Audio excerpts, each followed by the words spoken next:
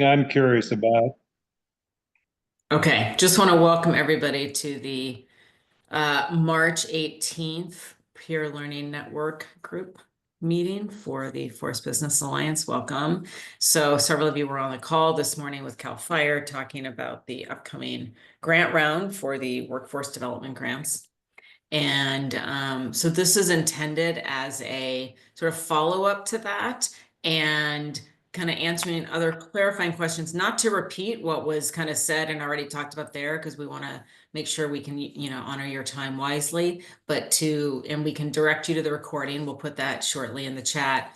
But to help, one, if there's questions about specific FBA support tools like templates and other pieces of information that we can provide support with, and then also just to learn from each other and really help support and emphasize the peer aspect of this group and this process. So several of you have gone through this and have learning experiences from that. So that's sort of the context that we're hosting this in today. And there will be, and I'll announce this again later and also share the link, we will have on March 26th that's at 9 a.m. Is that right, Vance? 9:30?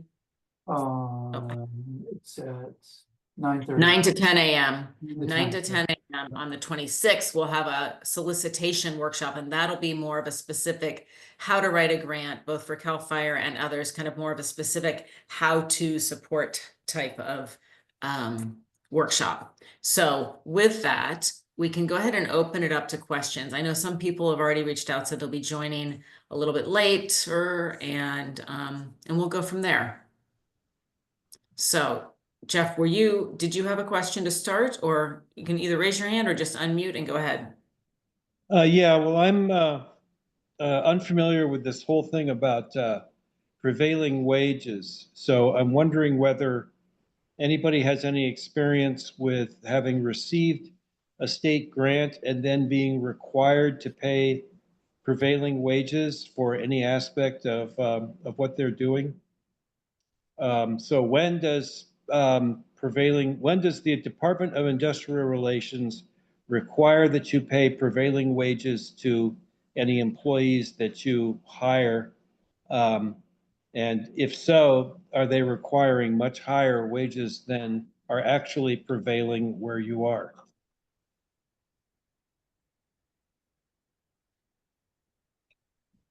Does anyone have experience with that? Oh, go ahead. I don't have experience with it necessarily, but I've been looking into it for I generally have experience with it, but not in California. But also I've looked into it just a little bit, and there's some in the guidance that we're going to be posting shortly, our supplemental guidance. There's a few paragraphs in there about prevailing wage requirements, and I actually went through the process on the California Department of, what's it actually called? Industrial relations. Industrial relations. Yeah, I went through that process just to figure out how it works. And it's not, I mean, you need to actually consult with them. You can do a lot of it on your own, actually. You can try to find the prevailing wages that apply to your sector in there. And then if you have questions, they've got resources and people you can reach out to get the specific prevailing wage that you need to budget. Right. Well, the question is whether or not you're required to pay the wages to begin with. So I was on the website this morning, and they say that for any public works project, you're going to be required to pay prevailing wages. And a public works project is one that's defined as receiving in whole or in part public money. So if you get a CAL FIRE grant, that's public money. So does that mean that if you then hire employees for any aspect of your project, are you going to have to pay prevailing wage? Does it only apply to construction if you construct a building or something? Or does it apply to the wages that you're going to need to pay your employees throughout the entirety of whatever project you're doing that is paid for in part by CAL FIRE? Go ahead, Mike. Go ahead, Mike. Hey, everybody. Nice to see your faces. Jeff, great question. I don't know the exact answer to that. My experience from deploying EV charging stations throughout the state through some similarly funded California Energy Commission grants states that only during the duration of the construction up to the point of authority having jurisdiction, inspection, and sign off on your project, are you actually spending those funds and obligated to pay prevailing wage? Once you're moving forward, I think you're free from that requirement, but you know, I would reread it. I sent a link in the thing there. I generally have relied upon my subcontractors to adhere to these requirements, which I'll do again during our construction process, but you might refresh there. Mm-hmm. Yeah, I got an email into the Department of Industrial Relations. So I'm wondering about the distinction between doing the construction of a project and then paying employees to do whatever it is that you're going to do inside that building. If you're So, utilizing state funds, I would imagine that you're going to be, required to pay prevailing wage. Yeah, If you've already exactly. completed construction and closed out the books on the allocation of that grant, my hunch is that you would no longer, you could run your business how you want to run it. right. Well, suppose that CAL FIRE pays for the machinery that I'm using to do processing. And I pay for the building itself with like a loan. Because the project, the whole project is paid for in part by CAL FIRE. But the construction itself is not being paid for by CAL FIRE. It's the machinery for processing equipment. Does that mean that as I'm processing equipment, or processing material over the next, 5 years or so, that I have to pay prevailing wages to all my employees who are doing the processing? Or does it apply only when I'm constructing my building? Yeah, I, I see your question and concern. My read on the matter is, uh, wherever I'm allocating the funds. If I'm buying a specific piece of equipment and it's $100,000 and I've allocated it and I've earmarked it and that equipment's bought and paid for, it's done. That money is done. It's off the table. Now I'm running a business. And I'm just gonna note the comments here, Callie put in here, it depends on what they're doing, but it's not just construction. I've worked for a nonprofit where they were required to pay employees who are working with a geode for GIS mapping prevailing wage. And also and Martin has a comment about that. Martin's comment is also definition of public works, the work of a building such as things as roads, schools, reservoirs, and carried out by the government for the community.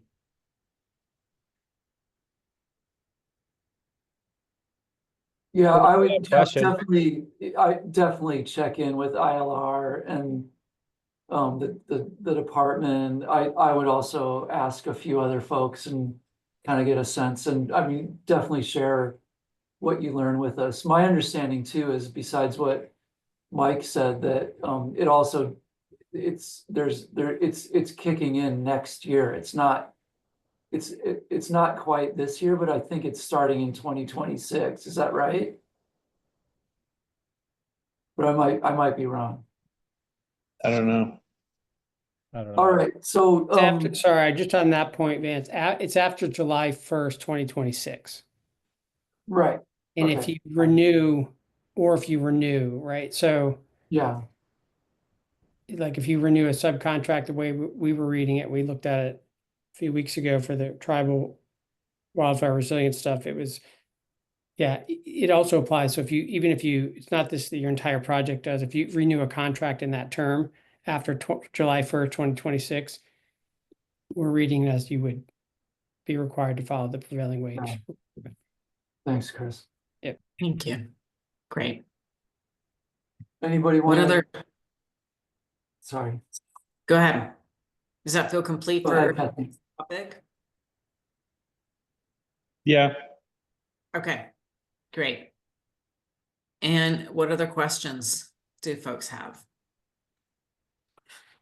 Or any insights you've learned from doing this process, or that you learned from the call this morning that you would like to share, like any lessons learned that folks have?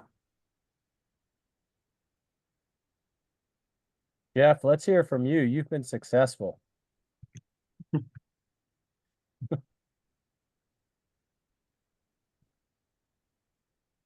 Jeff.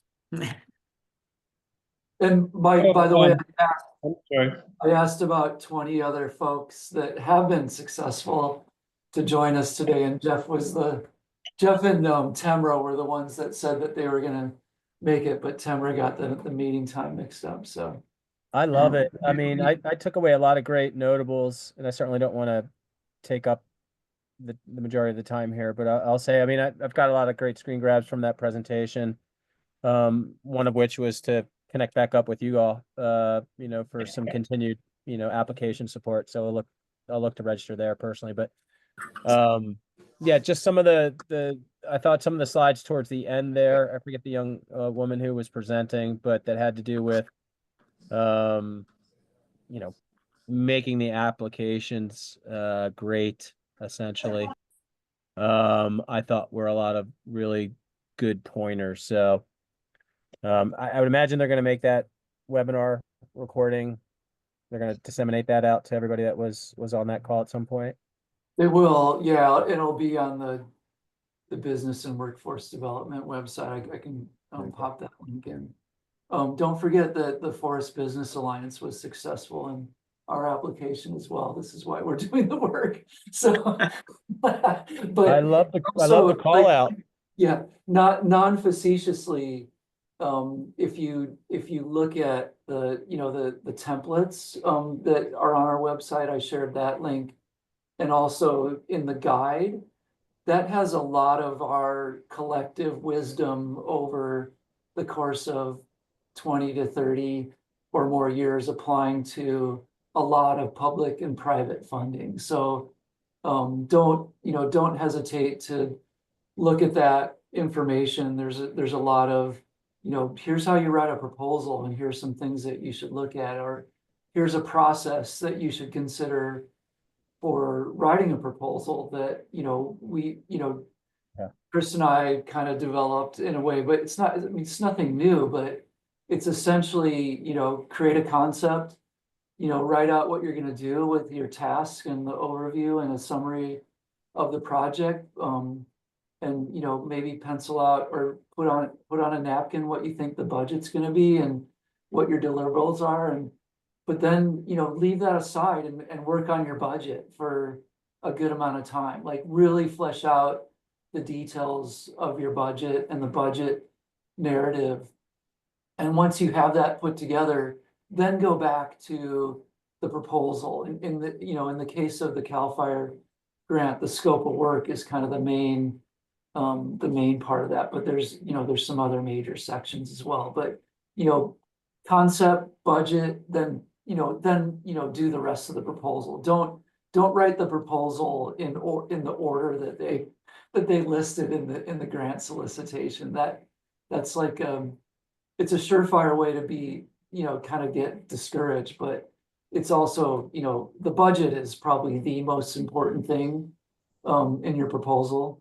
So make sure you do that and you go back to it a few times, but go back and forth between the budget and the proposal. Related to the budget, I mean, I have a question, or looking for some advice here. I mean, they brought up in the webinar this morning, kind of a capital P project versus lowercase p project, and how to kind of look at the actual equipment budgetary request, respective of capital P, the overall project narrative, versus a specific piece of lowercase p project equipment request for funding.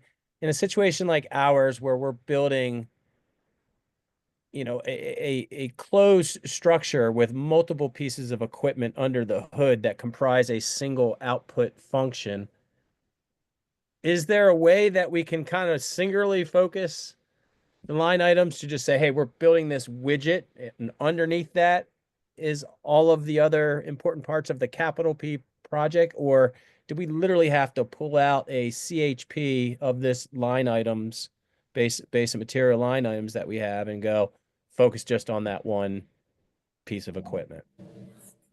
Is there What do you mean by CHP? like combined heat and power or something, like Oh, a I see. particular That's piece of, CHP. or a organic carbon engine in our case, or a pyrolysis chamber, Right. something like that. I think, Jeff could answer this question pretty well, and Joel's kind of thinking on these lines as well. But especially for equipment purchases, I've been telling folks that, I mean, I like Justin's way, his analogy of the big P versus little p, because don't just, you shouldn't just like put in a proposal just for equipment. You should put in a proposal for, what's the program and the big project and how this equipment is gonna, process wood, employ people. Make sure that you start with that big picture P, but then the little Ps are the components of that. And I think to answer your question, Mike, like the way that we usually suggest structuring budgets is, have like a task and then some activities, and you can actually tie this directly into your timeline and just make those things the same thing in your budget, and then flesh out the details of what's gonna, how are you gonna fund those things. So that's big P versus little p, because the equipment purchases tie into those bigger tasks, right? Unfortunately, eCivis requires you to just submit the budget as, staff, contractual, that kind of thing. But the template that Chris worked on and put together, and I helped as well, but Chris was the main author of that's on our website, helps you divide that out. So you can do the details, the big P versus little p, and then it lines it all up and gives you the eCivis budget that you can then cut and paste into eCivis. So using that template kind of helps with that process, plus cutting and pasting into the online proposal too, so that you don't have to do a lot of extra work. Is that kind of what you're asking, Mike? Yeah, I think so, because I think last time we kind of, shotgun approached it and really didn't get kind of sort of focused on the budget side of things. So, I also just I reviewed a couple of proposals for folks that didn't get funding last year that are applying this year. Mhm. And they both were fairly vague about their budget in their budget narrative. And their proposals were also kind of vague in their qualifications. They just kind of talked broadly about the company and not about themselves. Or they talked broadly about how they were, they wanted funding for this innovative project, but then they went into the technical details, but they never said why it was innovative. So, I mean, make sure that you have summaries in your scope of work of what you're asking for, what the problem is, what you're doing, and what you're asking for right up front. Yeah. But don't make it 2 pages long, make it a paragraph.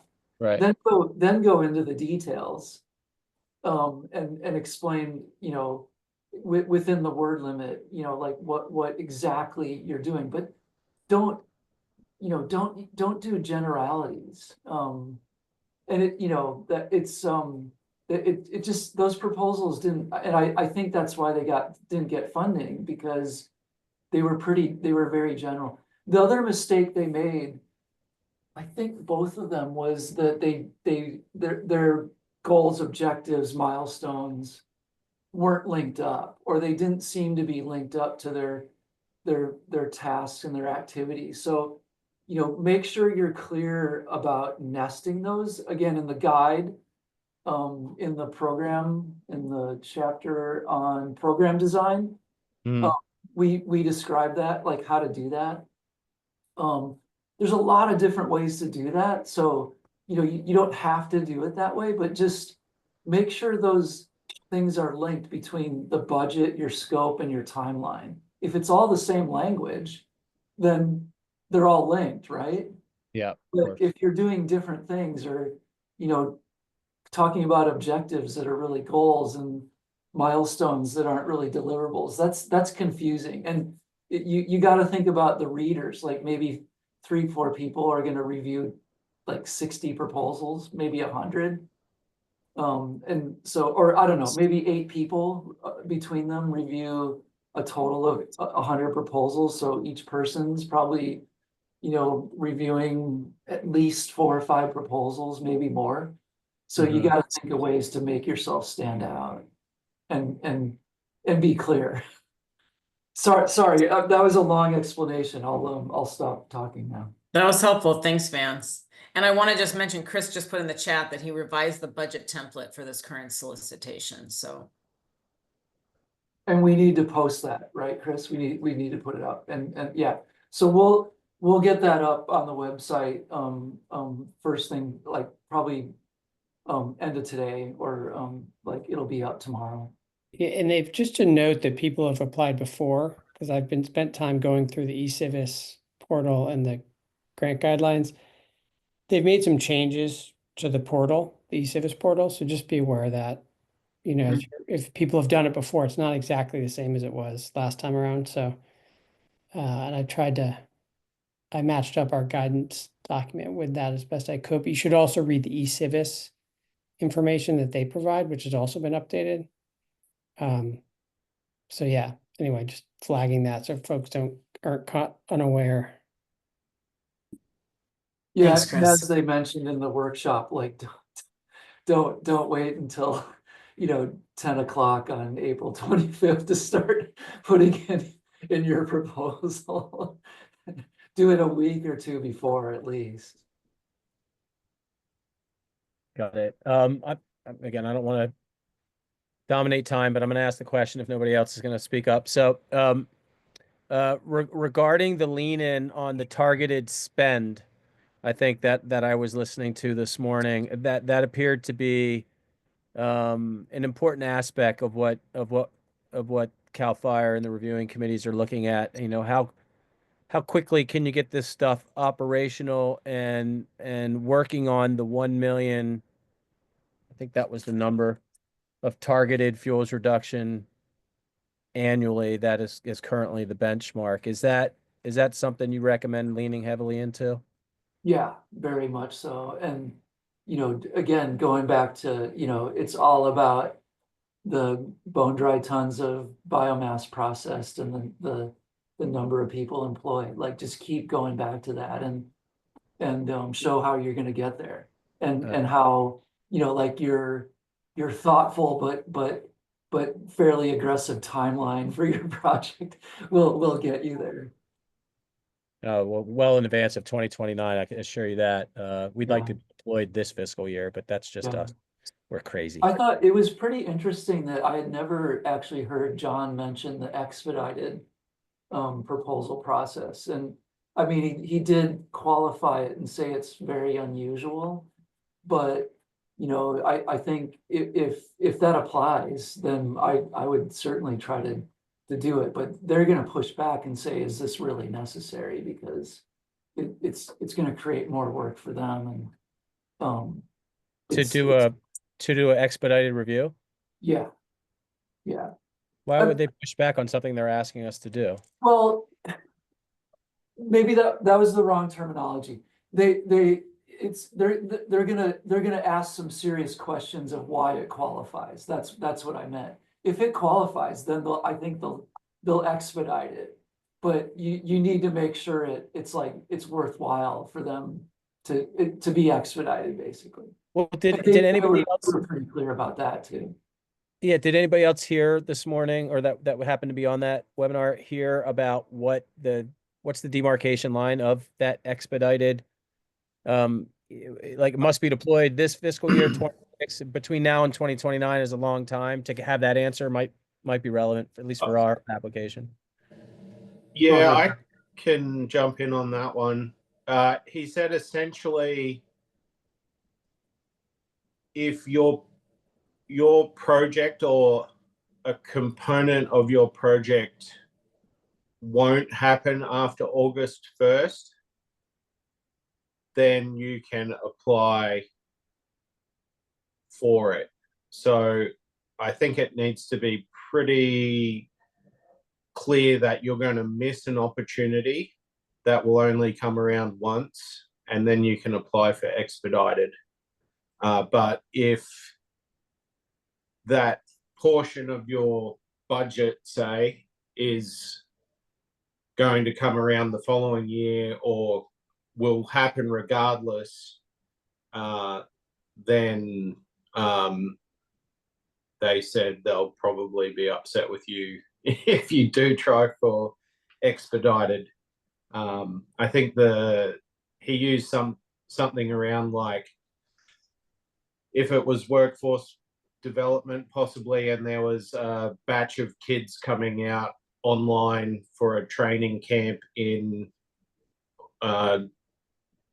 June 15th or July 1st, and they had a 4-week window this year and this year only, then go for the expedited. But if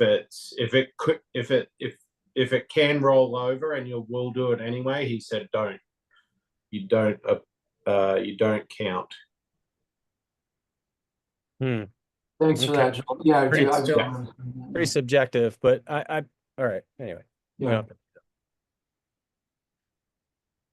Right. Other folks have questions?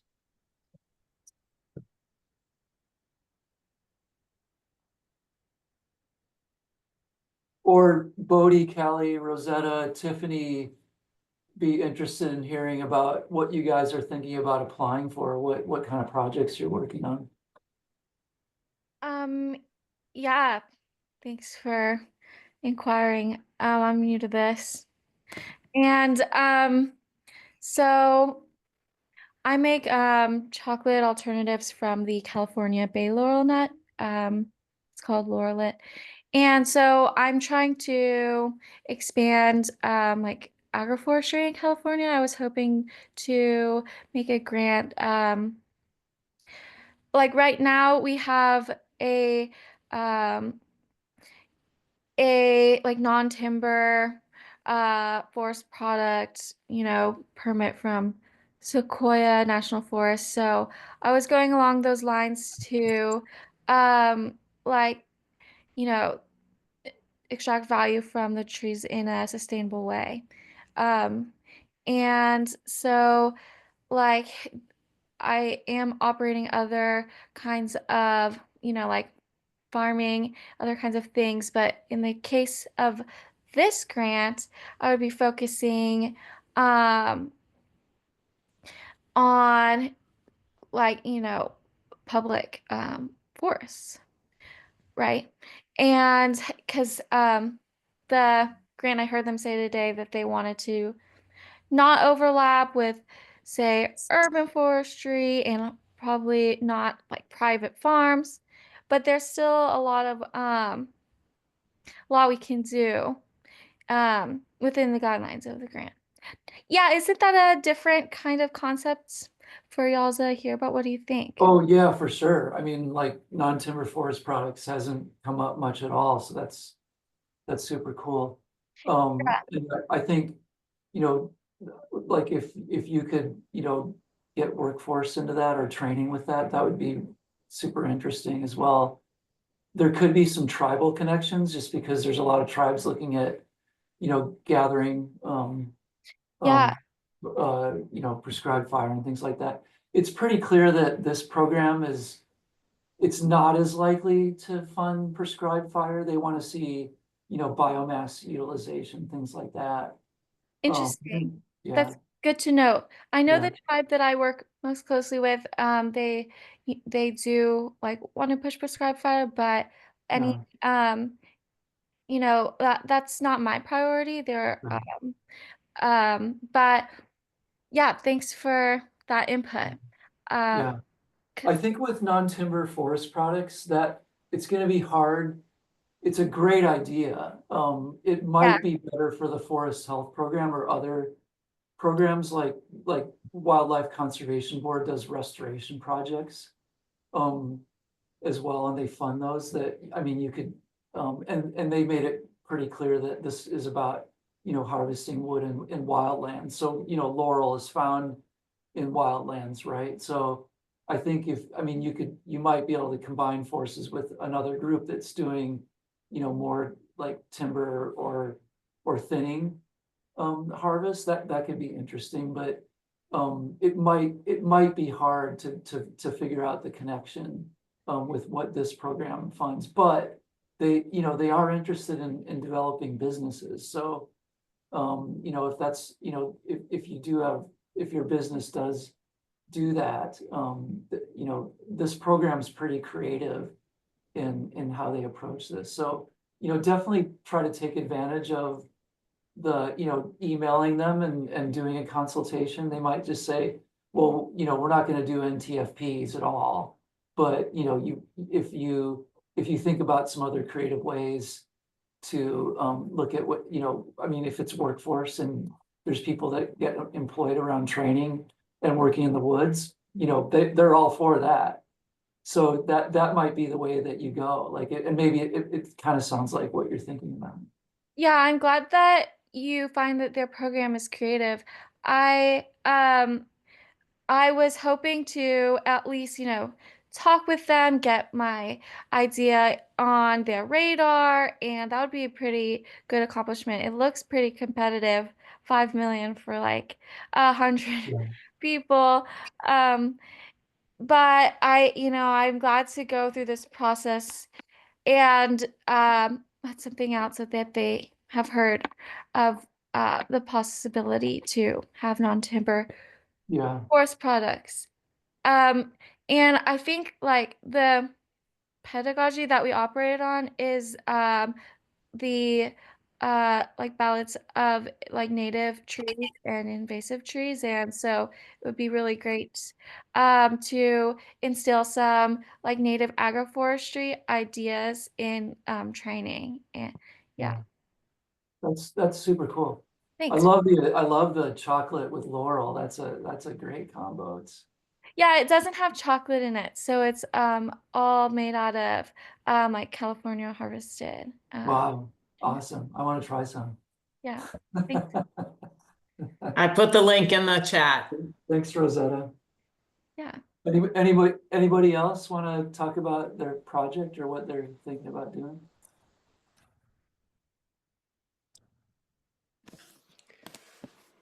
I could chime in, sure. This is Bodie Harnish with the Forest Reciprocity Group. And, we are trying to develop an aggregation yard to process round timber, so whole trees, mostly of Douglas fir, coming from forest health projects, but also from fuel reduction work, and trying to become kind of like a broker for this kind of material. But we did a year of planning last year through the Office of Land Use and Climate, the governor's office, and then so we did a year planning and put together a business plan. But now we're really trying to flesh out the budget and maybe going for this round of the workforce development. So we're really focused on the budget right now, and I'm just kind of looking through your template and trying to understand how to get off on a good foot and start with the budget from the beginning this time. Which land use and climate pilot project are you? We were the Mendocino cohort with Okay, nice. the Redwood Forest Foundation Okay. and Cloud Forest Institute. Nice. Yeah. That sounds fantastic. I mean, I assume that you've got like sites worked out, like how much is available. So you have a lot of information to go with, and that could be, super competitive and pretty interesting to them. And plus there's, existing mills and some infrastructure in Mendocino County. So, yeah. Right. We're definitely looking at old mill sites to lower Yeah. the entry costs. And I guess one of the biggest, so some of the stumbling block for us is we're actually going to be looking to kind of visit other people's yards and look at anyone else doing kind of a wood campus approach so that we can understand a little better how to estimate the plant layout costs, and that's something that's a little new to some of us. So yeah, we're trying to draw on the network there a little bit. I assume you've connected with Tamra and Forestry in Sonoma. Do you know about the Camptonville Community Partnership as well in Yuba County? No, haven't heard of that. Kathy LeBlanc is the executive director. I can send you email. I think I have your address from when you RSVP'd, but they're in Yuba County. They're doing kind of a campus approach to like basically, but they started with biomass, but they're adding in other stuff. And then the Sierra Institute, we did a field trip to their facilities last year. They've got a CLT manufacturing area, and they do biomass processing as well. So they'd also be good folks to talk to. And happy to give you contact info if you just shoot me an email and remind me what I just said, because I'm going to forget in probably about 2 hours. Absolutely, sure, I can do Yeah, that. sure. Happy to connect you up with folks there. Okay, that would be really helpful. Yeah. Anyone else doing a similar thing? And you said the budget template is going to be updated, or has Yeah, it we'll updated? have the updated template posted. Might be just later today, but it'll be up by tomorrow for sure. Okay, and just going through that a little bit. I mean, I'm just trying to. So it's a little it's very well like detailed and laid out, and I don't know. I was just wondering if maybe if anyone could do like a quick walkthrough or something. I'm a little lost in sort of like, do I make my own spreadsheet, or I fill in? There's anyway. There's a lot of steps. So I don't know if we have time. If you wanted to go Are you quick. you're on the one that was on the website previously, obviously. So Yeah. if you Do you want want, to share your screen, Chris? if it's useful for everyone, otherwise I'm useful to meet with you separately. Either way. Yeah. It's Just show of always- hands, would anyone else appreciate seeing that? Yeah, okay, why don't we just do a quick walkthrough? Okay, maybe I'll pull up you want me to pull up the current one since that's the one you'll be using? I just sent it to Vance, but I can pull it. That'd be great. That'll get And let me it. make sure that share your screen. We should be While able you're to talking about actually. it, Chris, I'll try to get it uploaded too. Okay, yeah, I just emailed it to you guys. Sorry, I'm making it bigger before I share my screen because you're not gonna be able to see it. All right, 1 second. And I've got the eSavis portal up too in case we need to go there. There we go. Here's sharing.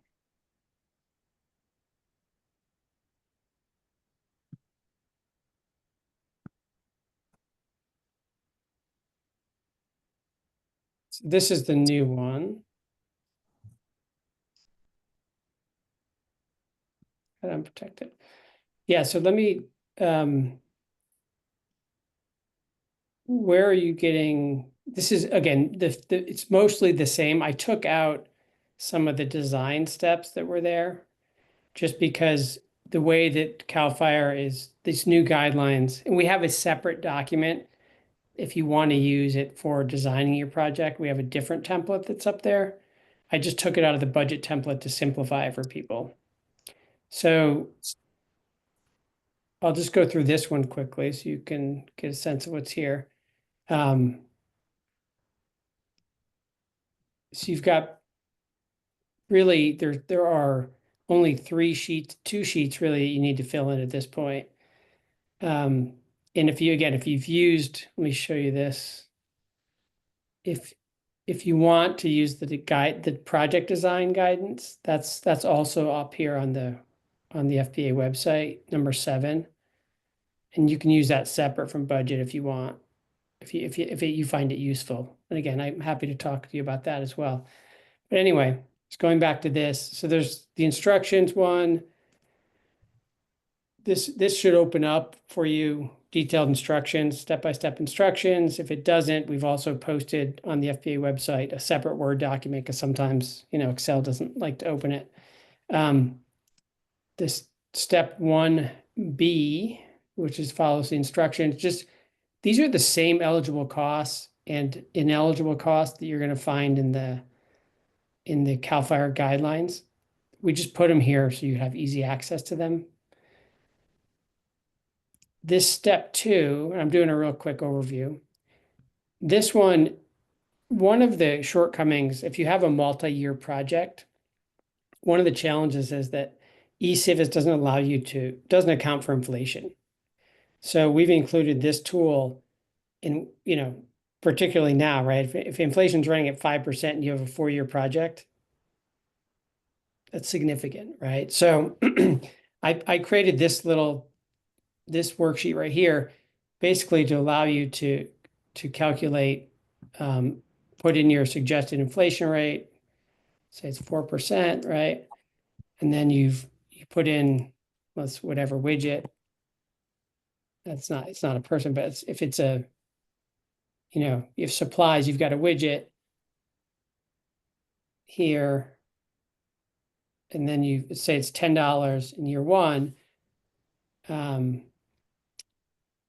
By the time you get to year 4, it's $11.25 per unit, right?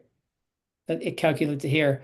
If you put in the number of years, if it's a 4-year project, gives you the average cost over here. So you would take this when you're doing your detailed budget, use the average cost over 4 years, rather, it's going to help you a little bit. Or if you wanted to, you could use the year 4 cost. Does that make sense? It doesn't, it just calculate, you can change the inflation factor here. It's 5%, it automatically changes it for you. In year 4, it's going to cost you $11.58, not $10. I can make that a little bigger.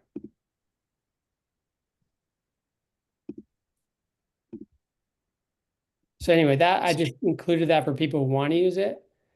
If you want to be conservative, if you think you're going to get pushback, you can use the average. If you want to go for broke, you can use, whatever year you want along the trajectory of your project. But I suggest you do inflate it a little bit using the to account for inflation. So that's what that step is. This is optional too. This one, this is really where you're going to go through and create your budget. And it's just a lot easier to use an Excel spreadsheet than it is to try to, use eCivis to create a budget. So these are the categories, the budget categories that CAL FIRE uses, salaries and wages, employee benefits, contractual, travel and per diem, supplies, equipment, other costs, and then you've got indirect costs section down below. So just use an example here. You put in your project manager. Is it really small on your guys' side? A little bit, yeah. Can you make it full screen on your end, Chris? Yeah. Does that help?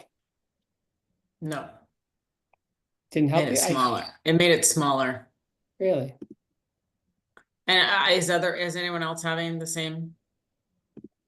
How's that? Okay, Mike gives a thumbs up. Anyone else? Okay. Okay. And Bodhi, if you had specific questions too about certain tabs, you're welcome to unmute and, go there as well. Just jump in. I'll just do one here for you quickly, and then you can ask any questions. Say a project manager, he's paid by month, he or she's paid by month, gets paid $5,000 a month. This column's for if you have a bigger, if you have a general ledger, if you have an accounting firm or an accountant, they might want to use that. Paid 12 months. It's if you have a 1-to-1 cost share, so that would be I put 12 months, you're going to pay, sorry, I would actually do 6 and 6 if it's a 1-to-1 cost share, say, or match. So this gives you these columns every year, the amount CAL FIRE is paying. These are your cost share, your match. And then at the end of it, it gives you the full amount that you're paying for that year. And you would repeat that for every year. You put in, because you might in the first year, maybe you're ramping up and you don't quite have a person hired yet. So maybe it's, he or she's only going to work 10 months that first year, but they're going to work 6 months, or 12 months the second year. So that these yellow things allow you to modify by year your units, number of units. And then at the end of it, you know, if it's a 2-year project, but I only filled in 2 years. So it would give you, you know, the total number of months that CAL FIRE is paying for is 11 months, 5 months in year 1, 6 months in year 2. Your organization's paying for also the same 11 months, and it gives you the total cost over here. So just using this example, I've just put this here for you guys to be able to see as you're inputting it, what would actually go into eCivis. But there's also a second tab, or it's output B, is just the information that's going to go into eCivis. So it's, you know, you would develop your budget using that previous worksheet we were just on, but this worksheet is just the information that goes into eCivis. So when you go to eCivis,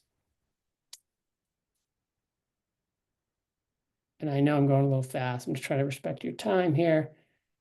If you're in eCivis, this is the line we were just in, right? So we're asking CAL FIRE for 11 months, right? 55,000. So here we put 11. Actually, this is a foible of. We actually if you're in eCivis and you make a mistake, you got to actually zero out everything for it to go back to normal. So you put in here months, whoops, 11, we said 5,000, right? 55,000, it calculates it. And then if you had cost share, you got to put that in separately. So your cost share would be the same amount, right? 55,000 from here. You have to put that in manually. That's just how eCivis works. And then you've got it. It's and then if you were charging indirect cost on that line item, you would check that box. And it would calculate at the end. eCivis would calculate that at the end for you. On that indirect cost, that is that that would be things like the administrative kind of office work to get that kind of work done, or what would indirect costs, travel and stuff, or And the only people, I'll answer the question, but the only people who are eligible, so if you look at the eligibility requirements here, workforce development projects that are managed by nonprofits are the only ones who are eligible to charge indirect, and there's a 12% max. So if you have an existing, you know, organization, nonprofit organization, yeah, those are the costs that can't be attributable to any one project. That's the easiest way to think about them. So like your indirect costs are the costs that, you know, you spread across all different projects that are kind of necessary for you to function. That's an easy way to think about it. But you know, you would try to direct cost everything you can, which means include it in your budget. But there's going to be a certain amount of cost that you incur as an organization just to keep the lights on, and staff that you have, you know, that are there regardless of whether or not you've, you know, have a grant. And the indirect cost helps you cover those costs. got it. Okay. Yeah, since we're not directly a workforce training, we are a nonprofit, but we're maybe not focused directly on workforce training, more for setting up this manufacturing. So it's probably not applicable in this case. Yeah, it might be. Again, we happy to talk with you about that more. We can explore it, but yeah, but they're really clear about, you know, just that one type of organization. Do you have other questions about the template? I know I flew through it, but That was helpful. I'm really yeah, appreciate it. Just kind of give a sense of how you were thinking about it being used and stuff. This is good. yeah. Appreciate And it. these instructions are pretty detailed. So take a look at those if if you have questions, and then if not, you can just reach out to me. Thank you. You're Thanks welcome. for that, Chris. Sure. And I'm just gonna read, Callie had to hop off, but I'm just gonna read the message that they wrote before leaving. Thanks for the info, have to hop off into the meeting. I'm going to apply for a workforce development grant for Sonoma State to give students an introduction into forestry through means of a field course introducing cross-disciplinary ways to engage with forestry, engaging faculty and students in forestry related research projects that will specifically be done on SSU. Is that Advanced Sonoma State University? Galbraith Wildlands Preserve through providing stipends for this research. Our goal is for the preserve to become a test bed for social, economic, political, etc. perspectives, and then provide the students with avenues to continue that research in the forest work sector. If anyone has useful suggestions, ideas, please don't hesitate to reach out. And there's the contact information. Yeah, I'll get Anyone a have comments on that? That's super cool. Okay. I like that idea. Great. Yeah, and you've got the contact info there, Vance. Okay.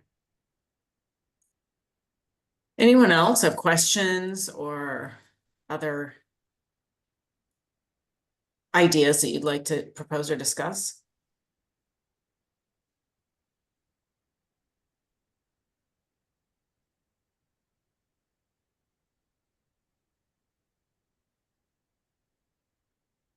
Joel, you always have great questions as well and ideas. And Jeff, go ahead, Jeff.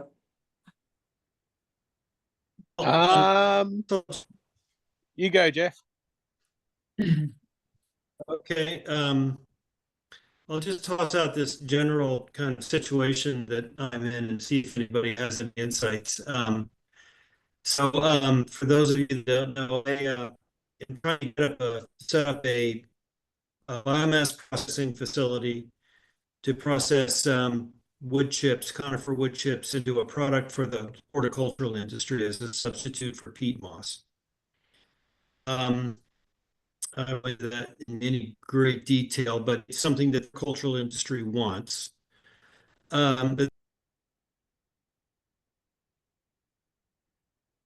we just lost Jeff.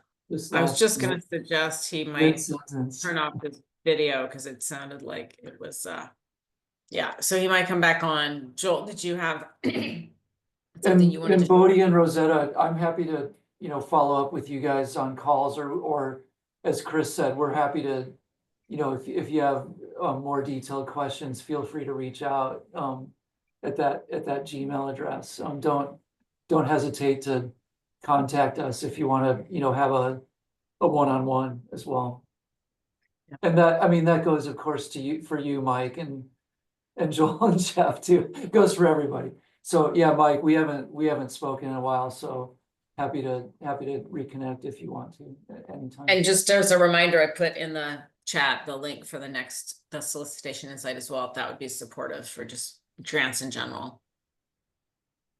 Thanks, Vance. And Jeff, go ahead, Rosetta. What's the email for that, Vance?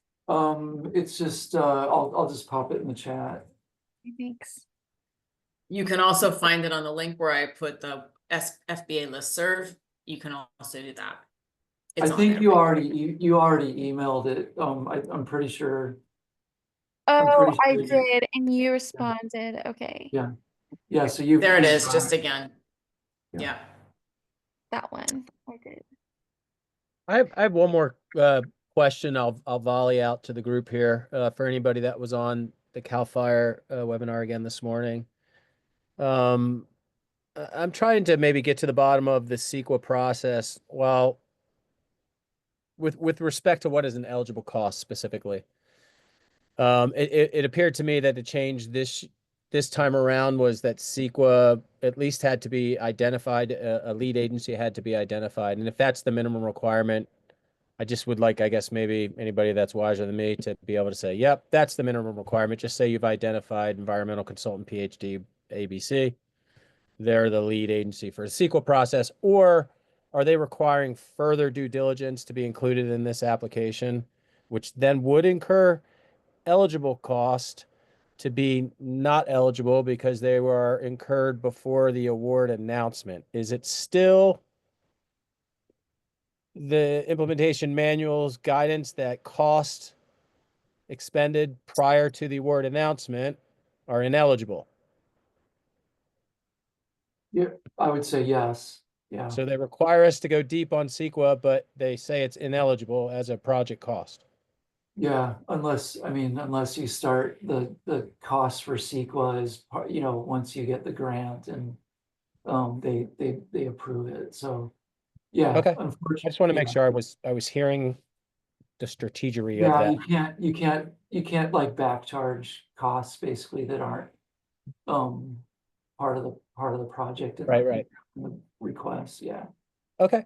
Which makes it, yeah, it's kind of a chicken and egg thing with the CEQA. So you kind of have to have CEQA ready, but you also can ask for, CEQA to be paid for. So, you could think about phasing a project and, just ask for, funding and some initial stuff and then do like a phase 2 where it's more, like you're implementing, but Mhm. that's hard to do when you want to kind of move along. Sure. Okay. Thanks for some feedback. Jeff, sorry you got cut off. Are you? Yeah, I keep popping out of Zoom and back into Zoom. So here I am for as long as I am. It's happened like 3 or 4 times.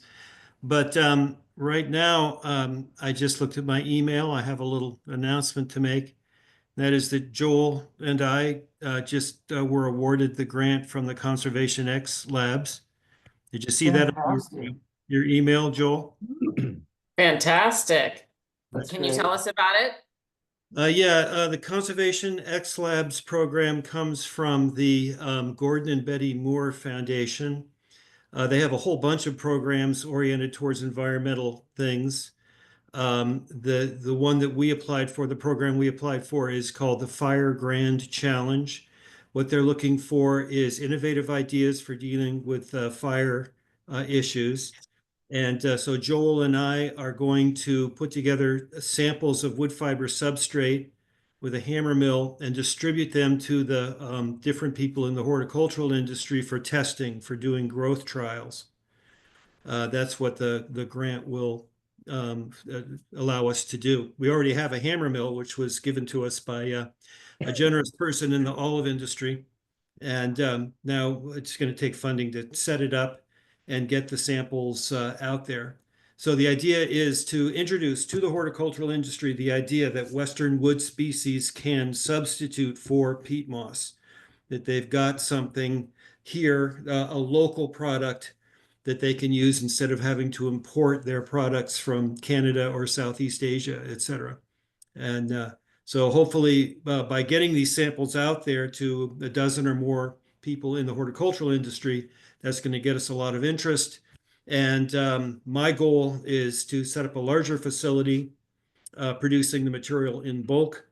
And Joel may choose to continue producing it with hammer mills. I'm not sure, that's up to him. So we'll be getting going on that soon and be distributing samples to the horticultural industry through the summer. Congratulations. That's really That's awesome. fantastic. I think the thing that's really interesting and cool to point out there too is that Jeff and Joel are both looking at public and private investment in their projects, and they've kind of been leveraging funds that they've already secured, and that's awesome too. By the way, we're actually trying to get some folks from conservation, the ConX Awards, to talk to the Peer Learning Network, probably next month, if so they'll join us. And I also was one of the reviewers for some of the awards. So you guys are lucky I didn't get to review your proposal. No, I would. No, that's really great news. Well done, you guys. Yeah, that's great. Congratulations, Jeff. Every time we get a grant, it's more work. Yeah, the good news is that you got a grant. The bad news is that you got a grant. Yeah. Make sure to build in some support people in these successful grants. Yeah. Yeah. Hey, could I duck back to the CEQA?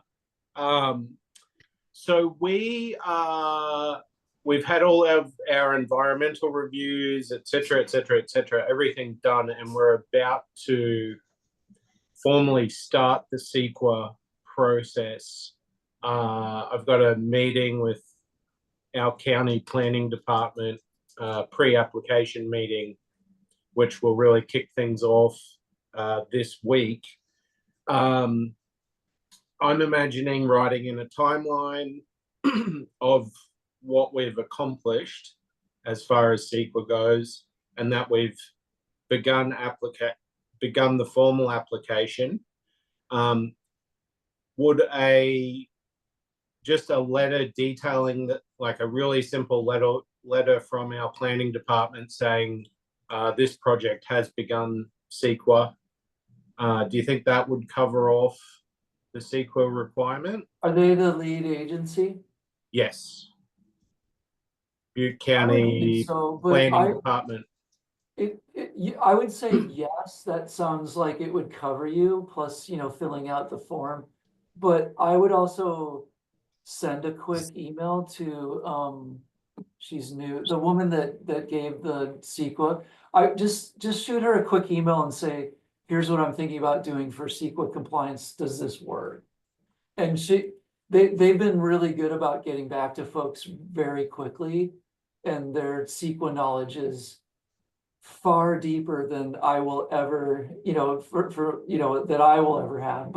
And they're also in the program. And so, yeah, I would take advantage of that, Joel, like just double check it with them. Yeah, good. Yeah. Good call. Yeah. But it sounds like that'll be good enough, I'm guessing, but there could be some nuance there that I'm not aware of. Yeah, no, I'll definitely follow up with that. Do you remember her name? Yeah, I've got it written down here.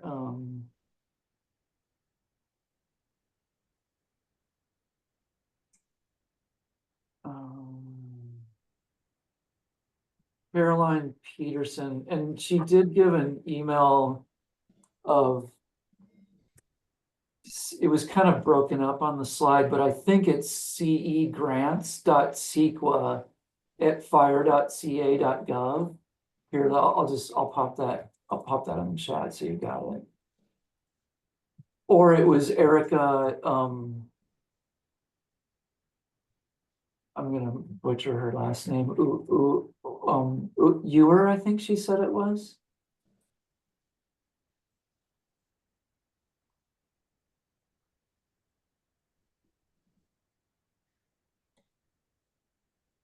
There.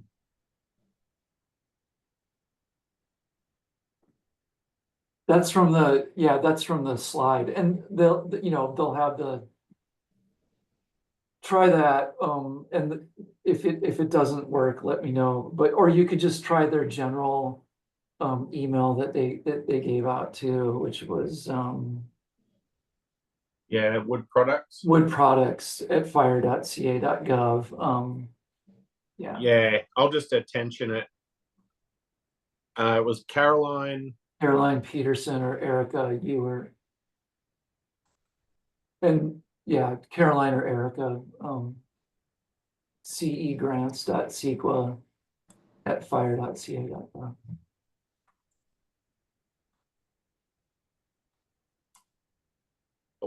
Yeah. It's in the chat too, Joel. Okay. So any other wrap-up final questions? We want to conclude, in about 5-10 minutes, but we want to just make sure if there's any burning questions. And Vance, I'll post that here because it went just to me, that last comment. Oh, that's what, sorry, There you go. So there it is, Joel. Sorry, Joel. Yeah. Any other final questions or comments? just so for the couple, if you're new to this, I don't know, Rosetta, if you've seen this before, we post the recordings of these on our YouTube channel, so that'll be up in, a day or so. And then also, Vance, we're gonna share where the CAL FIRE recording will be posted, so folks have that. I think let me just, Or did you? Okay, I think I put it, I in the chat, did you already put it there? think it's in there. Okay. And then, just by emailing that Forest Business Alliance email, a team member will follow up with you if you have specific questions. So we'll make sure you're all successful and we can keep having these celebrations. There it is again, and if you go to that site and go under recent updates, they'll post it there probably. Great, couple great. of- Yeah. But And yeah, so then just, oh, go ahead. Sorry, go ahead. I was gonna say, just a reminder, on the 26th is the next workshop. And then next month, the date is for a second Tuesday. Yeah, April 15th will be our next peer learning network meeting. And if you haven't already, getting those insights or those emails I posted, that you can get that, sign up for those on our homepage of our website, Forest Business Alliance. Yeah, thanks everyone. That was I really enjoyed that conversation and really enjoyed hearing about your ideas and your projects as well. It's always Super interesting. inspiring to see what folks are working on. Yeah. And now we all know where we can get some chocolate alternatives. Yeah, thanks. Thanks for plugging that. Well, I was thinking about how the grant prioritizes projects based on like biomass process. And in my case, it's more like the value of the material is like relatively higher than if it were fuel. It's a cacao alternative. So I wonder if that would, Yeah, I mean, I'm talking about, when I mentioned biomass, I meant writ large. And that could be like what Bodhi's talking about, like processing small diameter wood, or, kind of what Joel and Jeff are talking about of, making peat or compost. Or, it could be, I mean, the sky's the limit in this it program. is. So Yeah. it could be processing, wood into anything. I mean, there's nanotechnology, there's more traditional technologies, there's new technologies. So I wouldn't limit your thinking just to, like, kind of on the biomass processing for fuel side. That's one thing, but there's a lot of other approaches that folks have taken to utilizing wood that's coming off the forest. And yeah, Joel and Jeff are really great examples of being creative about how that works. And Martin's seen like a ton of different types of biomass projects, and there's a lot of really interesting feedstock aggregation or small diameter wood utilization projects as well. So yeah, be creative, Rosetta, and like, there's a lot of ways to do this. And, I think CAL FIRE's approach is like all hands on deck and, process as much wood as possible. They're interested in anything that's going to reduce the fire hazard and make forests more resilient. Yeah. Because a lot of the like native agroforestry intervention for tree nuts would be like spacing and pruning and invasive tree control. And so then I think that like involves a lot of biomass ultimately. Yeah. They're probably not going to be interested in agroforestry, but they probably would be interested in like extensive agroforestry, like, harvesting non-timber forest products, like as part of, in a system. So like strict agroforestry where you've got, like rows of trees and you're pruning and you're running pigs, or, like green manures in between, probably not, but like extensive agroforestry, probably, yeah. Yeah, so agroforestry, I guess, has its positions itself to encompass like silvopasture, like cattle Yeah. Yeah, that could, that like silvopastoral. Yeah, type that wouldn't be my approach. So Yeah, cool. Awesome to hear that. yeah, great. Well, thanks so much for, you know, all of the information. It's really helpful as a beginner. Vince, for Rosetta, do you think, how could she score some points with the raising of awareness for the forests? Because that's where I see like that chocolate could really tell a story to Like the a marketing consumer. tool, right? Maybe. Yeah, yeah. I feel like I could see opening the package and going, oh well, like let's learn about forest health. Yeah.